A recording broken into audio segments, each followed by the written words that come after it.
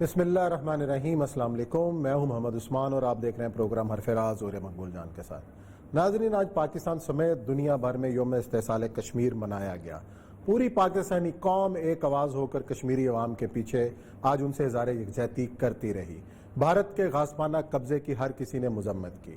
سب سے بڑی تقریب آج مظفر آباد میں ہوئی، جہاں وزیر اعظم پاکستان جناب عمران خان صاحب نے دو ٹوک انداز میں مسئلہ کشمیر کے حوالے سے اپنی بھرپور حمایت اور جدوجہد کا اعلان کیا۔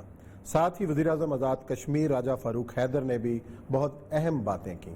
آج ہمارا موضوع یہی ہے، یوم استحصال کشمیر ہم نے کیا پایا اور خاص طور پہ آج کے دن ہم نے کشمیری عوام کو کیا پیغام دیا، اس پر بات کریں گے۔ ساتھ ہی پروگرام کے آخری حصے میں ذکر کریں گے بیروت کا، جہاں افسوسناک دھماکوں میں اب تک کی اطلاعات کے مطابق سینکڑوں افراد کی جان چلی گئی ہے۔ بہت سارے افراد ابھی تک ملبے تلے دبے ہوئے ہیں۔ اس کا کیا پس منظر ہے، کیا حالات ہیں بیروت کے، کن حالات سے وہ گزرا۔ لیکن بڑھتے ہیں، پروگرام میں بڑھنے سے پہلے ہم سنتے ہیں آج کہ وزیر اعظم عمران خان نے مظفر آباد قانون ساز اسمبلی میں آج کشمیر کے حوالے سے کیا بات کی۔ جذبہ زندہ رہنا چاہیے، اور جو بات کہی ہے راجہ فاروق حیدر نے کہ کتنا دباؤ ہے کہ لائن آف کنٹرول کے اس طرف رہنے والے لوگوں کا کہ کشمیری بھائیوں کے لیے ہم کچھ کر نہیں پا رہے، تو آج لیکن جو وزیر اعظم عمران خان نے بات کہی ہے کہ ہر فورم پہ اٹھائیں گے، اور پوری طرح یقین دلایا انہوں نے کشمیری قوم کو، کشمیری عوام کو کہ آپ اکیلے نہیں ہیں۔ دیکھیں، انٹرنیشنل لیول کی جو صورتحال ہے نا، اس میں تو جو نیشن سٹیٹس اس سے زیادہ نہیں کر سکتے۔ Nation states act of the war میں جب آئیں گی تو پھر دنیا جو پوری کی پوری اس کے اندر انوالو ہو جاتی ہے۔ دنیا میں اب تک کے جو 50 سال کی صورتحال ہے، اس میں اگر کہیں بھی آزادی ملی ہے تو اس کی پروکسی جو ہے نا اس سے ملی ہے۔ ویتنام پہ قبضہ ہو گیا، امریکہ نے آ کے قبضہ کیا، لڑے، انہوں نے جنگ جیت لی۔ انگولا پہ قبضہ ہوا، انگولا میں 2002 تک لڑتے رہے، اس نے جنگ جیت لی۔ اس کے بعد نمیبیا اور اس کے جو بارڈر ڈسپیوٹ تھی، اس کی سول وار ہوئی، اس پہ لوگ لڑے۔ افریقہ کا تو آپ نقشے کے اندر آپ کو اتنے لوگ مل جائیں گے جنہوں نے پراکسی وار سے جیتی۔ کشمیر کے اندر بھی بنیادی جنگ جو ہے وہ کشمیریوں نے ہی کرنی ہے، اور اسی طرح کرنی ہے جیسے آج دنیا نے سبق سکھا دیا ہے کہ آل دی کمیٹی آف نیشن افغانستان کے اندر گھس جائے، پراکسی والے جیتتے ہیں، اور پراکسی والے آخر میں آپ ٹیبل پہ بیٹھنے پڑتا ہے، ان کے ساتھ بیٹھنا پڑتا ہے۔ جیسے لی ڈک تھو کے ساتھ بیٹھا تھا ہینری کسنجر، ویسے مائک پومپیو بیٹھا ہے ان کے ساتھ آ کے نام طالبان کے ساتھ۔ تو ایک تو بات طے ہے کہ ان کو کلیئر ہونا چاہیے، ہماری سپورٹ کی ہونی چاہیے۔ تو اصل مسئلہ یہی ہے کہ پاکستان کو چاہیے کہ ڈپلومیٹک لیول پہ جس حد تک تیزی کرنا چاہے کرتا رہے مستقل، لیکن پراکسی سے انکار نہ کرے۔ جو وہاں لڑ رہے ہیں ان کو عزت دے دے گا۔ اور تو میں یہ بہت بڑا قدم ہے سید علی گیلانی کو نشان پاکستان دینے کا، اس کو آپ سوچ نہیں سکتے یہ کتنی بڑی انٹرنیشنل اس کی ریپرکشن ہوگی، اتنی بڑی آپ سوچیں نا کہ آپ ایک وار لڑنے والے کو، ایک وارئر کو آپ نشان پاکستان دینا، کہ you are supporting the struggle. اور وہ کس کا پولیٹیکل فیس ہے؟ ملیٹنٹ کا پولیٹیکل فیس ہے نا۔ یہ جو حزب المجاہدین، یہ سارے کے سارے ان کا سید علی گیلانی کو یہ تو نہیں ہے نا کہ ایک بغیر عام اسٹرگل کے بغیر ہی جنم لے کے اوپر آ گئے۔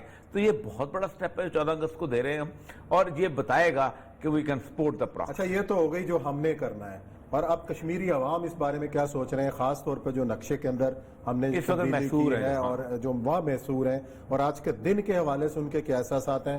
ہمیں لندن سے جوائن کیا ہے، بی بی سی کے ساتھ بڑا عرصہ منسلک رہی ہیں نعیمہ احمد مجہور صاحبہ، سری نگر سے ان کا تعلق ہے، بڑے عرصے سے ہم ان سے تجزیے بھی لیتے رہے ہیں۔ ان کو ویلکم کہیں گے اپنے پروگرام۔ السلام علیکم نعیمہ صاحبہ۔ جی وعلیکم السلام۔ نعیمہ صاحبہ، ہم یہی بات کر رہے ہیں کہ آج یوم استحصال پوری دنیا میں منایا گیا، پاکستان کے اندر بھی ریلیاں نکلیں، وزیر اعظم پاکستان نے بھی دو ٹوک ایک بار پھر مدد کا اعادہ کیا ہے۔ کشمیری جو اس وقت محصور ہیں، ایک سال سے وہاں لاک ڈاؤن کے اندر اپنی زندگی گزار رہے ہیں، ان کے کیا احساسات اور جذبات ہیں آج کے دن؟ دیکھیے، آج کے دن کیا احساسات ہوں گے کہ وہ گھروں میں محصور ہیں، پچھلے ایک سال سے جن مصائب سے گزر رہے ہیں، ہیلتھ سسٹم ان کا پورا بیٹھا ہوا ہے، حالانکہ کووڈ بھی اس وقت چل رہا ہے، اور اس کی وجہ سے جو دوہری پریشانیاں ہیں کشمیریوں کو۔ اس کے علاوہ آپ کا کمیونیکیشن بلاکیڈ ہے، وہاں پہ آپ بات بھی نہیں کر سکتے ہیں، اور آپ کا کوئی ہے بھی نہیں۔ جو پہلے ایڈمنسٹریشن میں جب اسٹیٹ گورنمنٹ ہوتی تھی تو کم سے کم 2-4 افسر کشمیری ہوتے تھے جن سے آپ اپنے مسائل کی نشاندہی کر کے ان کا ریڈریسل چاہتے تھے، وہ بھی آج نہیں ہے۔ پورا نظام جو ہے دلی سے چل رہا ہے، اور جس نظام میں کہیں پہ کوئی کشمیری نہیں ہے۔ اور 5 اگست لاسٹ ایئر کو جو آپ نے 13,000 بچوں کو حراست میں لیا، جو آپ نے ہزاروں لوگوں کو گرفتار کیا، سیپریٹسٹ لیڈرشپ پہلے ہی نظر بند ہے یا جیلوں میں قید ہیں، پھر آپ نے مین اسٹریم لیڈرشپ کو بھی اٹھا کے جیلوں میں بند رکھا ہے، تو پورے اس سسٹم کو ایک طرح سے آپ نے مفلوج کر دیا ہے۔ تو آج کے دن ان کے وہی حالات ہیں جو پچھلے سال تھے، کیونکہ اس ایک سال میں کچھ بھی نہیں بدلا ان کا، وہ اسی پریشانی میں ہیں۔ ہاں، اب اگر آپ کہہ رہے ہیں کہ آج عمران خان صاحب کشمیر گئے، وہاں پہ انہوں نے اسمبلی سے خطاب کیا، نقشہ بدل دیا، نیا نقشہ بنایا، تو اس کا بھی مجھے مطلب اس کی سراہنا کرنی چاہیے کہ وہ ایٹ لیسٹ کوئی تو ہے جو کشمیریوں کی بات کر رہا ہے، جو کشمیریوں کا کاز جو ہے اس کو آگے لا رہا ہے، کشمیریوں کے امبیسڈر بن رہے ہیں وہ۔ لیکن اب دیکھیے کہ یہی نقشہ اگر عمران خان صاحب پچھلے سال اجرا کرتے تو اس کا کافی اور امپیکٹ ہوتا، اس لیے کہ یہ نقشہ بھی 1 سال کے بعد آیا۔ ہمیں لگ رہا ہے کہ پاکستان کا رد عمل جو ہر چیز پہ ہوتا ہے وہ ذرا لیٹ ہوتا ہے، جس میں ذرا اگر سرعت لائی جائے تو میرے خیال میں اس کا کافی اچھا امپیکٹ۔ اچھا نعیمہ صاحبہ، ایک اور بات، یہ بڑی اچھی بات کی آپ نے، صورت کی بات بہت اچھی کی، ظاہر بات ہے ہم بہت دیر سے جاگتے ہیں اور یہ بڑی ہمارے پارٹ پہ بہت غلط بات ہے، جاگتے ہیں پھر جاگتے رہتے ہیں۔ لیکن میں ایک آپ بتاؤں، ایک چیز آپ سے خاص طور کیونکہ آپ نے کووڈ کے دنوں میں اور آپ سری نگر سے خاص طور پہ آپ کا تعلق ہے، وہیں سے آپ نے ساری کی ساری اپنی جرنلزم کی ساری زندگی شروع کی وہیں سے، اور پھر آپ پچھلے دنوں وہیں پر تھیں بھی، جب لاک ڈاؤن ہوا 1 مہینہ وہیں پر تھے آپ تھے۔ مجھے یہ بتائیے گا، میں آؤٹ آف دا پرپورشن ایک فیئر کریٹ کیا جا رہا ہے، اگرچہ کہ کرنا تو چاہیے، کہ انڈیا جو ہے وہ اس کی جو ڈیموگرافی چینج کر دے گا۔ میں اس کی چھوٹی سی مثال لوگوں کو دیتا ہوں اکثر، کہ ویسٹ بینک میں اسرائیل آ گیا، پوری دنیا میں اس کے پیچھے تھی، سب کچھ تھا، لیکن 4-4.5 لاکھ یہودیوں کے علاوہ کسی کو آباد نہیں کر سکا، وہیں ابھی بھی 20-25 لاکھ جو ہیں وہ فلسطینی موجود ہیں۔ تو کیا ایسا ممکن ہے کہ ڈیموگرافی چینج کی جا سکے گی، پورے انڈینز اٹھ کے وہاں پہ آ جائیں گے اور اس جگہ آ کے وہ اپنا ان لوگوں کے درمیان رہنا شروع کر دیں گے جہاں ان کی جان کے دشمن بھی کھڑے ہوں گے؟ دیکھیں، وہاں پہ آپ کو جان صاحب دیکھنا ہوگا کہ ہندوستان کی آبادی 1 ارب 20 کروڑ ہے۔ ہاں صحیح ہے، اور اس کے مقابلے میں آپ اگر وہاں پہ یہودیوں کی آبادی دیکھیں گے تو وہ تو اس کا 0.000 کچھ بھی نہیں ہے۔ صحیح ہے۔ تو اگر آپ کہہ رہے ہیں ہمارے یہاں پہ کشمیر میں سالانہ صرف 3-4 لاکھ جو ہیں لیبر طبقہ آتا ہے بنگال سے اور بہار سے، یہ ایک چھوٹی سی مثال میں دے رہے ہیں، جو پچھلے 30-40 برسوں سے آ رہے ہیں، اور جو ڈومیسائل لا بنا ہے اس کے حساب سے وہ بھی کلیم کر سکتے ہیں کہ ہم کشمیر کے اب رہائشی ہیں۔ ہماری ایڈمنسٹریشن جو ہے، ہمارا پولیس جو ہے، اس میں بیشتر افسران جو ہے وہ باہر کے ہیں، کشمیر کے نہیں ہیں۔ آج بھی جو IAS جو بڑے بڑے جو کمشنر سیکرٹریز ہوتے ہیں وہ 22 ہیں، 22 میں 3 بھی کشمیری مسلمان نہیں ہیں۔ تو آپ ان کی فیملیز کو آپ دیکھ لیجئے، اور اس کو پچھلے 10 سال کا ہی آپ جوڑ کر لیجئے اور دیکھ لیجئے کہ اگر آپ ان کو بھی بسا رہے ہیں۔ پھر آپ نے شرنارتھیوں کو، مشرقی پاکستان کے جو شرنارتھی ہیں ان کی تعداد بھی 1 لاکھ کے قریب بتایا جاتا ہے۔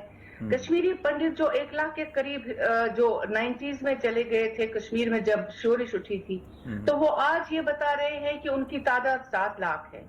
10 لاکھ فوج پہلے ہی موجود ہے کشمیر میں۔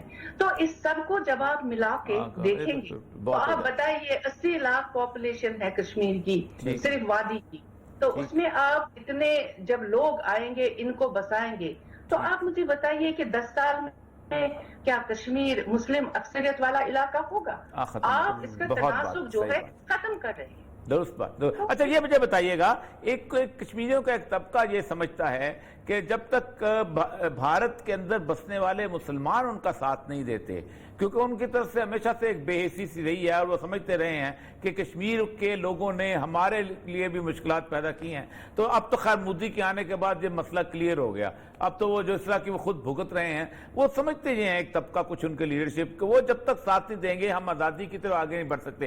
کیا ایسی انڈیا کے اندر فیلنگ ہے مسلمان کمیونٹی کے اندر آن دا ہول؟ देखिए, जहां तक इंडियन मुस्लिम का ताल्लुक है और इंडियन मुस्लिम लीडरशिप का ताल्लुक है, ठीक। वो हमेशा से हिंदुस्तान का साथ देते आ रहे हैं। जहां तक कश्मीर मसले का ताल्लुक है कि ये एक डिस्प्यूट है, इसका हल होना चाहिए और इसमें 3 फरीक हैं, लेकिन इंडियन मुस्लिम्स ने मजमूई तौर पे कभी इसको एक्सेप्ट नहीं किया, बल्कि वो ये समझते थे कि कश्मीरी मुसलमान जो एक मसला है उसकी वजह से हम उसकी लपेट में आते हैं और हमारे साथ ज्यादतियां होती हैं। लेकिन आपने देखा अब 2014 से जो हिंदुस्तानी पॉलिटिक्स बहुत सारी चेंज हो गई है, हिंदुत्व की लहर चल रही है, बीजेपी की हुकूमत है, तो उसकी वजह से वहां पे जो हालात मुसलमानों के अब बने हैं, जो माहौल उनके लिए बना है, हालांकि गुजरात 2002 से ही शुरू हुआ था जब एक मैसेकर हुआ था, उसके बाद से ही एक नई सोच जो है मुसलमानों में कि हम शायद इसकी लपेट में अब खुद भी आ रहे हैं। तो इस वक्त आप देखेंगे जो हिंदुस्तानी मुसलमान है वो खुद डरा हुआ, सहमा हुआ है, वो खौफ में है, क्योंकि उसको अब अपनी शहरियत खोने का मसला है। तो कश्मीरियों का वो क्या साथ दे सकते हैं? तो कश्मीरी मुसलमानों ने हमेशा उनको मतलब हमेशा उनको अलग रखा इससे। वो बात तो ठीक है, लेकिन देखें इस वक्त दुनिया में मुसलमान इंडिया के अंदर घीटोइज्ड हैं, यानी इस वक्त कहीं दुनिया के नक्शे में आपने वर्ल्ड बिगेस्ट घीटो तलाश करना हो तो वो 7.5 लाख का वो जो सोहापुर है अहमदाबाद के पास है। ये जो दोनों मिलके एट्रॉसिटी फेस करते हुए जो लोग हैं, मसलन ये अब केरला के लोग जो हैं वो पकड़े जाते हैं कश्मीर के अंदर लड़ते हुए, वो तो ट्रक पे बैठ के भी वहां पहुंच सकते हैं ना। ये जो कैफियत पैदा हो रही है, जिसके ऊपर वो एक दफा डिस्कस हो रहा था कि इंडिया अगर इस तरह के हालात में रहा तो एक अगला सीरिया जो है बन सकता है। 25 करोड़ 22-23 करोड़ मुसलमान तो हैं ही हैं, और ये बहुत बड़ी आबादी होती है किसी मुल्क के अंदर।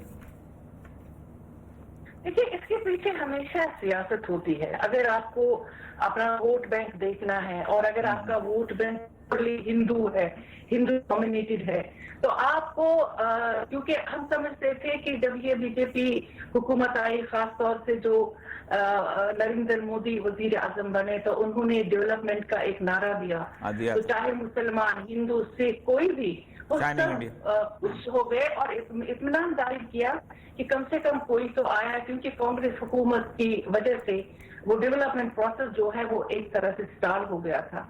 तो सब ये समझ रहे थे कि इनका एजेंडा जो है, हालांकि हमें पता है कि आरएसएस का एजेंडा वगैरह ये सारा लेके चल रहे हैं, लेकिन फिर भी हमने देखा कि जब अटल बिहारी वाजपेयी आए तो उनकी सोच भी तब्दील हुई थी, हालांकि आरएसएस के कारकुन थे। उसके बाद जब मोदी आए तो सबने समझा कि नहीं, ये भी चेंज है और ये डेवलपमेंट पैकेज लेके आएंगे और इसको लेके चलेंगे। लेकिन फिर जब आपने देखा सूरत हाल जो बदल गई है पूरे हिंदुस्तान में, तो उसकी वजह से आप देखेंगे कि अब तो खुद हिंदुस्तान के हिंदुओं को भी अब इतनी परेशानी पैदा हुई है। ऐसा ना समझे कि सिर्फ मुसलमान ही परेशान है, ये सही बात। हिंदुस्तान के हिंदू भी इस वक्त बहुत सारे ऐसे हैं जो पढ़े लिखे हैं, जो मिडिल क्लास से ताल्लुक रखते हैं, जो काम करने वाले लोग हैं, जो ज़हीन लोग हैं, वो भी समझते हैं कि प्रॉब्लम पैदा हुई है ये जो हिंदुत्व की लहर है, क्योंकि एक सेक्युलर मुल्क की जो इमेज इंडिया की थी वो खत्म हो गई है। और उसकी वजह से आप देखेंगे कि आप ऐसे एजेंडास क्रिएट कर रहे हैं, राम मंदिर, आर्टिकल 370, ये सारी चीजें, या मुसलमानों का ड्रेस, मुसलमानों की इबादत, मुसलमानों की इबादत गाहें। तो जब आप ये बना रहे हैं तो इसका आपको अखज़ करना चाहिए, मतलब लेना चाहिए कि भाई आप एक सेट एजेंडा लेके चल रहे हैं और उस सेट एजेंडा का मुद्दा और मकसद सिर्फ एक है कि आप अपने वोटरों को कैसे फांस रहे हैं। अच्छा नईमा साहब, आपने ये जिक्र किया तब्दीली का कि इस वक्त आर्टिकल 370 के बाद, खात्मे के बाद से हमें एक यकसानियत, इत्तेहाद नजर आता है कश्मीर के पॉलिटिशियंस के अंदर। पहले हम 2 हिस्सों में बांटते थे, एक थे भारत नवाज, दूसरे थे हुर्रियत नवाज। अब तो फारूक अब्दुल्ला भी हुर्रियत की बात करते नजर आते हैं, महबूबा मुफ्ती भी वो बात करती नजर आती है। तो आप ये समझती हैं कि अब कई वक्त आ गया है कि ये सारे मिल बैठकर एक कोई जॉइंट कोई ऐसी जद्दोजहद शुरू कर लें? कोई ऐसा कोई आपको मंजरनामा नजर आ रहा है आने वाले वक्त के अंदर? देखिए, ये जो मेन स्ट्रीम लीडरशिप है, इनको पहले भी समझ लेना चाहिए था। जो रियासत का, जिसको हम जम्मू कश्मीर कहते थे, वहां पे जो मेजॉरिटी सेंटिमेंट है उसका साथ देना चाहिए था। लेकिन उन्होंने हमेशा जो लोगों से कहा और यकीन दिलवाया कि नहीं, हिंदुस्तान एक सेक्युलर रियासत है और हमारी तकदीर जो है इस मुल्क के साथ जुड़ी हुई है और हम इस मुल्क में रहकर आगे चल सकते हैं। लेकिन जब 5 अगस्त 2019 का फैसला हुआ और यही लोग थे जो हिंदुस्तान का परचम लिए हुए थे और इन्हीं लोगों को सबसे पहले उठा के जेलों में बंद कर दिया और इनकी ऐसी तजलील की गई कि वो अभी उस शौक से खुद नहीं संभल रहे हैं, तो वो लोगों को क्या संभालेंगे इस वक्त, क्योंकि वो उस शौक में अब भी हैं कि ये हमारे साथ क्या हुआ। अब अगर आप समझते हैं कि इस तजलील की वजह से भी उनकी सोच बदल गई है, मैं ये नहीं मानती हूँ, इसलिए कि उनके लिए अब कोई रास्ता नहीं बचा है। वो कोई रास्ता ऐसा है ही नहीं कि वो सेपरेटिस्ट कैंप में जाएंगे या इंडिया में। वो इस वक्त बीच में लटक रहे हैं। अब वो जैसे कहते हैं ना इधर के रहे ना उधर के रहे। क्योंकि अगर वो सेपरेटिस्ट कैंप में भी आएंगे, लेकिन ये मुझे बताइए कि उन पे कौन भरोसा करेगा, उनकी बात को कौन सुनेगा और उस बात को कौन फॉलो करेगा, ये बहुत अहम सवाल। अच्छा नईमा साहबा, बात आपने की, अब 90s की जो मिलिटेंसी है वो भी दौर आपने देखा और आपने उसको रिपोर्ट भी किया। उस वक्त जिस शिद्दत की मिलिटेंसी थी और आज जो मिलिटेंसी का नया फेस है जिसमें बुरहान वानी हमें नजर आते हैं, हमें जाकिर मूसा नजर आता है, हमें वो अपना ये रियाज नाइक को नजर आता है, तो इस हवाले से आपको क्या बदलाव नजर आता है कि आजकल की जो मिलिटेंसी है वो ज्यादा असर अंगेज है या 90 की मिलिटेंसी ज्यादा जोरावर थी? देखिए, 90 की मिलिटेंसी मैंने खुद देखी है, बल्कि उस पर मैंने किताब भी लिखी है जो लॉस्ट इन टेरर या दहशतजादी आप जिसे कहे। वो उस वक्त आपको पता नहीं था, बिल्कुल पता नहीं था कि पहले जब ये शुरू मिलिटेंसी हुई कि मिलिटेंट कहाँ से आए, कौन लोग हैं, कौन चला रहा है। क्योंकि जब तक आपकी फिर हुर्रियत कॉन्फ्रेंस बनी या लीडर जो सामने आए और आपको अंदाजा हुआ कि कहीं पे हिजबुल मुजाहिदीन, कहीं पे JKLF, कहीं पे अल उमर, ये इस तरह की तंजीमें आ गई हैं। आज आपको बिल्कुल पता नहीं है कि कौन मिलिटेंट है, बल्कि आपका बेटा भी है मिलिटेंट, आपको पता ही नहीं है। आपका बेटा सुबह कॉलेज जाता है और आपको अंदाजा नहीं है कि वो दिन में क्या करता है, क्या वो मिलिटेंट भी बना है, 2-4 कार्रवाइयां करके भी आया और शाम को घर पे पहुंच रहे हैं कि मैं दिन में कॉलेज में जाऊँ। तो ये ज्यादा चैलेंजिंग है, ज्यादा चैलेंजिंग। हाँ, बहुत चैलेंजिंग है, इसलिए कि लेकिन एक चीज है कि पहले मिलिटेंट्स के पास असला होता था, उनके पास साजो सामान होता था। आज जो हमारे ये छोटे छोटे बच्चे हैं, ये एक जज्बा लेके निकल रहे हैं, इनके पास कोई असला नहीं है, इनके पास कोई बंदूक नहीं है। मैं आपको वसूख के साथ कहती हूँ, मैंने कई ऐसे लोगों से बात की जिनको मैंने कहा आप क्यों ये कर रहे हो, क्यों अपने आप को, क्योंकि आप कैसे लड़ रहे हो, ये सारा क्यों हो रहा है। तो वो कहने लगे हमारे पास अब जज्बा है, इसलिए कि हालात ऐसे पैदा किए गए हैं कि ये बच्चे मरने पे मजबूर हो रहे हैं कि अब हमारे पास कोई फ्यूचर ऐसा है नहीं, हमारा सब कुछ छीन गया, हमारा आईन छीन गया, हमारा परचम छीन गया, हमारी शिनाख्त खत्म हो गई, हमारे पास अब बचा क्या है। इसलिए ये उस जज्बे के तहत बच्चे निकल रहे हैं जिनके बाद, और जो बच्चे 13 साल के, 14 साल के, 15 साल के बच्चे हैं जो मिलिटेंट कह रहे हैं, खुद को कह रहे हैं फेसबुक पे पोस्टर लगा के कि मैं मिलिटेंट हूँ, कहीं से किसी की बंदूक लेकर, उनके पास तो मिलिटेंट्स नहीं है। मैं उनको मिलिटेंट्स नहीं मानती हूँ, मैं उनको जन्मी बच्चे मानती हूँ जो बाहर निकल के कह रहे हैं कि हमें अपने हकूक के लिए लड़ना है, अब चाहे उसके लिए इसी तरह मरना होगा, उसके लिए हम मरने के लिए तैयार। जी, इसी जज्बे को तो कोई शिकस्त नहीं दे सकता। बेशक आपने सही कहा कि PhD स्कॉलर्स हैं, यूनिवर्सिटी के तलबा हैं, कॉलेजेस के तलबा हैं जो आज इस मैदान कारजार के अंदर हैं और भारतीय फौज को नाको चने चबा रहे हैं। यकीनन इस जज्बे को शिकस्त नहीं दे सकता। और ये साहब बड़ी कंप्रीहेंसिव गुफ्तगू की नईमा साहबा ने। इसी के साथ हम ब्रेक लेते हैं और ब्रेक के बाद इसी सिलसिले को हम जारी रखेंगे।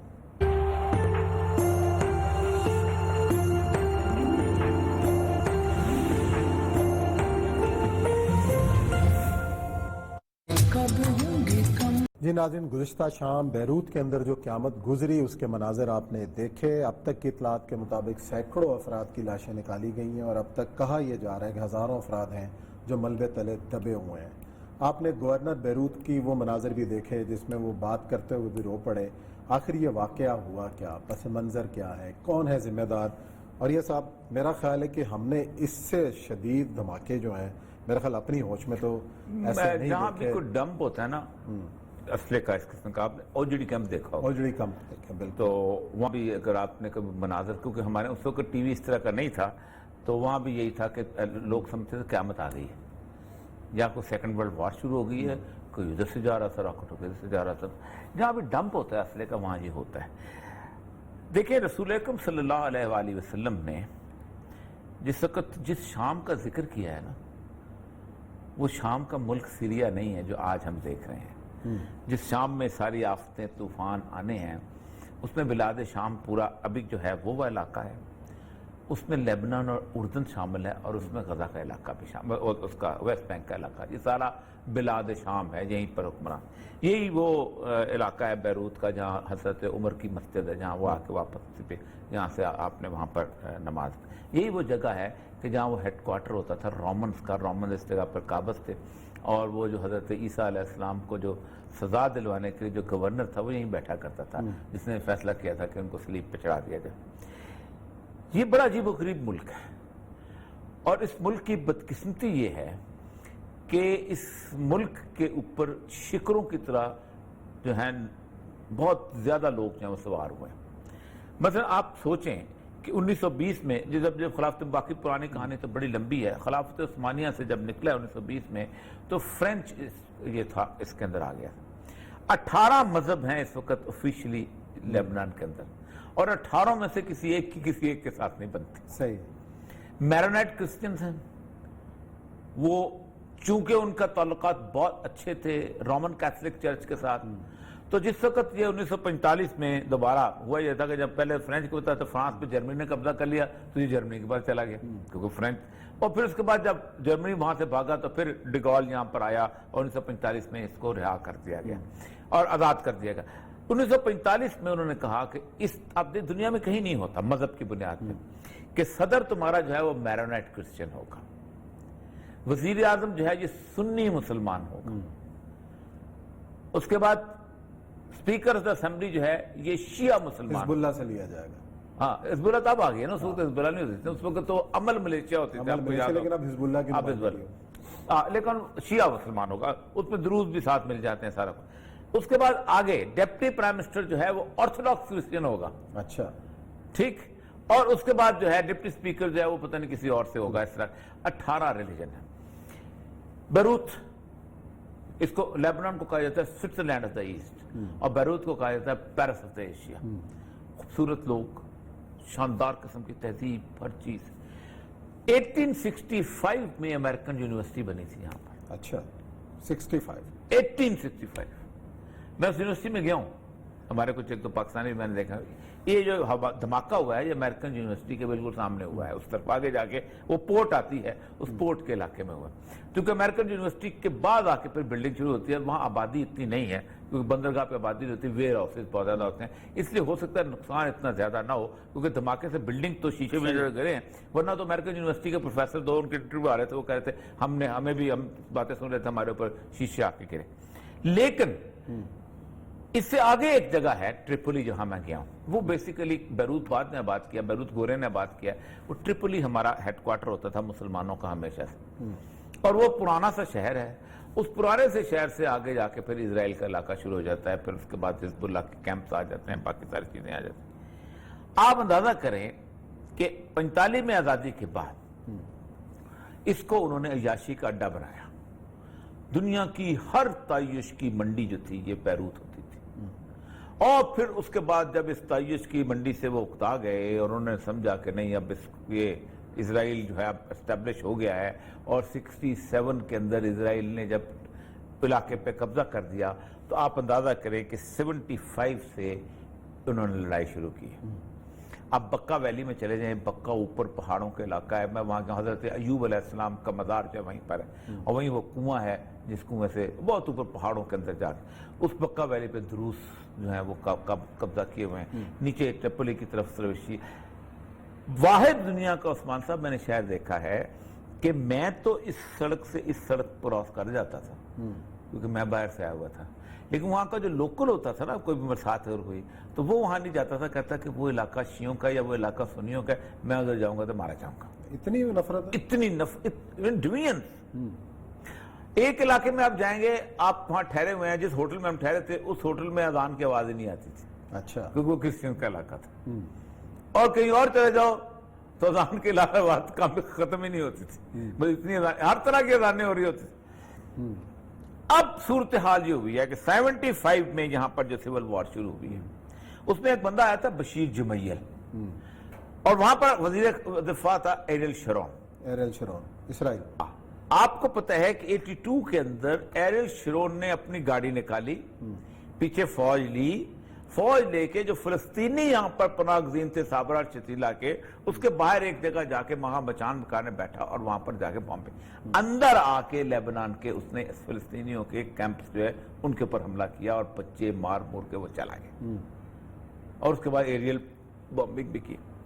پھر امن ہو گیا، ان کو بٹھایا گیا، یہ کیا گیا، آ کے تھوڑا بات کافی حد تک امن رہا، لیکن اس کے بعد ہوا یہ کہ دوبارہ ان کے ہاں 14 فروری 2005 کو سعد حریری جو ہے، کیونکہ وہاں بنیادی طور پر جو ایک سٹیبل لیڈرشپ کو نہیں ابھرنے دیتے، اس سے پہلے رفیق حریری کا قتل ہوا، اس کا سعد حریری کا باپ جو ہے رفیق حریری، اس کو بہت بڑی قبر بنائی، کار بلاسٹ میں مارا، 14 فروری کو کار بلاسٹ میں مارا گیا۔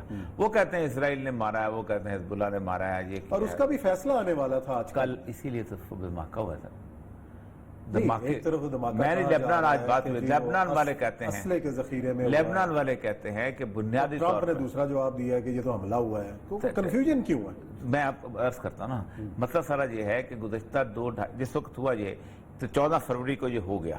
اب حریری والے یہ کہتے ہیں، وہ ہم باتیں کرتے تھے کہ بنیادی طور پر دبئی کو آباد کرنا تھا، تو دبئی آباد اسی وقت ہو سکتا تھا، انہوں نے سوچا کہ عرب کہاں عیاشی کرتے ہیں، اور یہودیوں کی ساری انویسٹمنٹ دبئی میں آنی تھی، کتنی بڑی انویسٹمنٹ ہے وہاں پر ان کی، اور بینکنگ آنے ساری، تو انہوں نے کہا کہ عربوں کے لیے بنتا عیاشی کہاں ہوتی ہے؟ عیاشی ہوتی ہے بیروت میں، کیونکہ باقی کسی ملک میں اگر آپ عیاشی کرنے بھی جائیں تو آپ عیاشی بوتل شراب کی تو نہیں ہوتی، آپ اپنی باقی ضروریات بھی پورے کرتے ہیں، اور ضروریات کے اندر زبان سب سے بڑی رکاوٹ ہوتی ہے، تو یہاں تو ان کو عربی بولنے والی خواتین میسر آ جاتی تھی، تو ان کو کوئی حجاب والی صورتحال بھی نہیں ہوتی تھی، وہ اس کو زیادہ پریفر کرتے تھے، تو انہوں نے کہا کہ بیروت جو ہے نا اس کو کہیں اڑایا جائے۔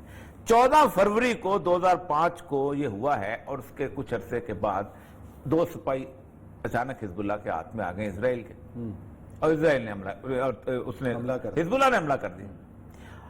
وہ کہتے یہ ہیں کہ اس کے بعد ہونا تو یہ چاہیے تھا کہ ٹھکانے حزب اللہ کے گرائے جاتے ہیں، ان پہ حملہ کیا جاتا۔ بیروت شہر نے کیا بگاڑا تھا ان کا؟ بیروت میں تو کوئی ملیٹنٹ نہیں رہا تھا، کوئی ایک بلڈنگ نہیں ایسی چھوڑی گئی جس پہ حملہ نہ کیا گیا ہو، اور حالت یہ تھی کہ ٹارگٹ کلنگ ہوئی ہے، بلکہ ایک بہت صحافیوں کا ہمارا جو ایک بہت غلیظ کردار جو ہے سامنے آتا ہے کہ ایک پل رہ گیا تھا ساؤتھ اور ایسٹ کو ملانے، ساؤتھ اور نارتھ کو ملانے والا پل جو تھا، کیونکہ وہ ایک جزیرہ سا ہے، ایک طرف میڈیٹرینین، ایک طرف یہ پل خالی رہ گیا۔ اس نے کھڑے ہو کے کہا کہ پورا بیروت اجڑ گیا ہے، اور جیسے ہمارے یہاں صحافی کرتے ہیں سارا کچھ لوگ آمد بند ہے، یہ وہ بڑی اس نے عربی میں تقریر کی، ایک یہی پل باقی رہ گیا۔ وہ واپس گیا، 5 منٹ بعد اسرائیلی طیارے آئے، انہوں نے وہ پل بھی اڑا دیا۔ اب اس کے بعد ریکنسٹرکشن ہوئی، صحیح، انہوں نے جتنی خوبصورت طریقے سے ان کا وال سٹی بنایا ہے، حیران کن بات ہے، بڑی محنت کی سعد حریری ان لوگوں نے، ساروں نے بڑی محنت، انہوں نے کہا لیکن دبئی بن گیا، ہم اجڑ گئے اور دبئی بن گیا۔ وہ کہتے یہ ہے کہ کیسی جنگ ہے کہ آپ 2 لاکھ لوگوں کے مجمع سے تقریر کر رہے ہیں، اسرائیل آپ کو کچھ نہیں کہتا، ہمیں مارتا چلا جا رہا ہے۔ تو وہ کہتے ہیں یہ کنائمس تھی، وہ یہ نہیں کہتے کہ حزب اللہ جو ہے اسرائیل کا دوست ہے، وہ کہتے ہیں اسرائیل سمجھتا ہے کہ ہم حزب اللہ کو اگر اکٹھا رکھیں گے, ہم اس کو کچھ نہیں کہیں گے اور سنی پاپولیشن کو ماریں گے تو ان کی رفٹ پیدا ہوگی, تو ایک چیز پیدا ہوگی. میں اس میں کانسپریسی تھیوری میں نہیں جانا چاہتا کہ اور ظاہر بات ہے ضروری نہیں کہ اسرائیل کو, اور یہ ہو بھی نہیں سکتا کہ حزب اللہ, کیونکہ حسن نصر اللہ کا اپنا بیٹا جو ہے وہ اسرائیلیوں نے شہید کیا ہوا. تو وہی حزب اللہ ہے جو حماس کے ساتھ میں جب ایران میں اس سے ملا تھا, غزہ میں بھی لڑا. میں جب ایران میں اس سے ملا تھا تو میں نے اس سے جب فاتحہ کے لیے کہا کہ میں فاتحہ کرنی ہے آپ سے, مجھے یاد ہے تو اس نے کہا تھا کہ ہم شہیدوں کی فاتحہ نہیں لیا کرتے, آپ ایسے دعا اپنے طور پر کرتے ہیں, ہم اپنے بیٹے کے بارے میں یہ بات کری. بہت بڑی حزب اللہ کا ایک رول تو ہے, لیکن کوئی انہوں نے ایک بیلنس رکھ کے نا اس کو. اب یہ کہتے یہ ہیں کہ اس دوران میں 2005 کے بعد سیرین فورسز وہاں آ گئی تھی اور وہ انٹر ہو گئی تھی ایک خاص علاقے تک, کنٹرول تھا ان کا, اور وہ جو تھی ان کو سپورٹ کرتی تھی حزب اللہ کو, ان کو ٹیک اوور انہوں نے سارا اسٹیبلش کیا. پھر اس کے بعد 2011 میں جب آئی ہے نا یہ ساری عرب سپرنگ, تو لیبنان بچ گیا تھا. اب یہ کہتے یہ ہیں کہ حزب اللہ جو تھی یہ شام کی طرف نکلی ہوئی تھی اور یہ اس کا سٹوریج تھا اسلحے کا, لیکن مسئلہ سارا یہ ہے بیسیکلی ویئر ہاؤس میں پڑا ہوا سامان. یہ ویئر ہاؤس دیا کس نے؟ کل میری کچھ لوگوں سے وہاں بات ہو رہی تھی تو وہ کہہ رہے تھے کہ بیسیکلی یہ ہے کہ 2-2.5 سال حزب اللہ نے گورنمنٹ ہی نہیں بننے دی, اور گورنمنٹ اسی لیے بننے دی جیسے ہمارے ہاں MQM ہوتی ہے کہ یہ اپنا کراچی یہ جو نہیں, جیسے آپ کرنگی کریک میں آپ نے جو مرضی بنا لیں, بنتے رہے ہیں, ویسے وہاں یہ جو علاقہ ہے اس علاقے کے اندر انہوں نے اس کے اندر ہمارے. اب یہ سمجھ نہیں آتی کہ اسرائیل نے حملہ کیا ہے, اسرائیل نے تو کلیم نہیں کیا, اگرچہ بینجن ناتیوں نے الٹا سیدھا کیا, لیکن رات کو RT TV پہ ان کا ترجمان آیا ہوا تو اس نے کہا ہم نے کلیم نہیں کیا. ٹھیک, حزب اللہ نے خود کلیم نہیں کیا, تو پھر یہ ڈپو کس کا ہے, اسلحہ کس کا ہے, اور اگر اسلحہ ہے تو یہ پورٹ پہ کیسے پڑا ہوا ہے؟ یہ اتنی بڑی بیسیکلی ہوا یہ ہے کہ کل کا جو فیصلہ آنا تھا, اور آپ کو پتہ ہے اس کے لیے بے نظیر صرف دو لوگ مرے تھے جن کے لیے یونائیٹڈ نیشن کی بنی تھی, ایک رفیق حریری کا بنا تھا اور ایک بے نظیر, اور رفیق حریری کی جو میں نے رپورٹ پڑھی ہے وہ بھی ویسی تھی جیسے بے نظیر کی رپورٹ ہے, نہ الف پتہ چلتا تھا نہ بے پتہ چلتی تھی. ٹھیک ہے, یہ والی جو کیفیت ہے نا اس رفیق, اب یہ فیصلہ پتہ نہیں آیا ہے کہ نہیں آیا ہے, اس کو انہوں نے سلو ڈاؤن کیا, ڈمپ ڈاؤن کیا اس تک کی اطلاعات کے مطابق. اس کا مطلب یہ ہے کہ یہ اگر تو یہ لنکڈ ہے تو پھر عثمان صاحب اللہ معاف کرے بہت برا ہوگا, کیونکہ ہر گھر میں اسلحہ میں نے دیکھا ہے, ہر بندہ جو ہے وہ ایک دوسرے سے خوفزدہ میں نے دیکھا ہے, ہر شخص جو ہے وہ ڈرا ہوا, ایک دوسرے کی گلی میں نہیں جاتا, ایک دوسرے کی گلی میں گاڑی پارک نہیں کرتا, عجیب و غریب سی حالت ہے. سوائے اس واک کے جو کہ سمندر کے کنارے ہوتی ہے, اسٹریٹ جو بنائی وہ جو باہر جو کارنش سا جو ہے اس میں کچھ شاید نظر آ جائے, ورنہ خوف تھا بڑا زبردست. یا پھر میں ان کی جو فوڈ اسٹریٹ بنی ہوئی تھی نا ورلڈ سٹی کے اندر, اس کے اندر بھی رونق بالکل نہیں تھی. میں لگے 2011 میں گیا ہوں اور شامی نئے آنا شروع ہوئے تھے وہاں. چلے جی, اور یہ سب پروگرام کا وقت ختم ہو گیا. ناظرین, کل انشاءاللہ نئے موضوعات کے ساتھ آپ کی خدمت میں حاضر ہوں گے. اپنا خیال رکھیں. اللہ حافظ.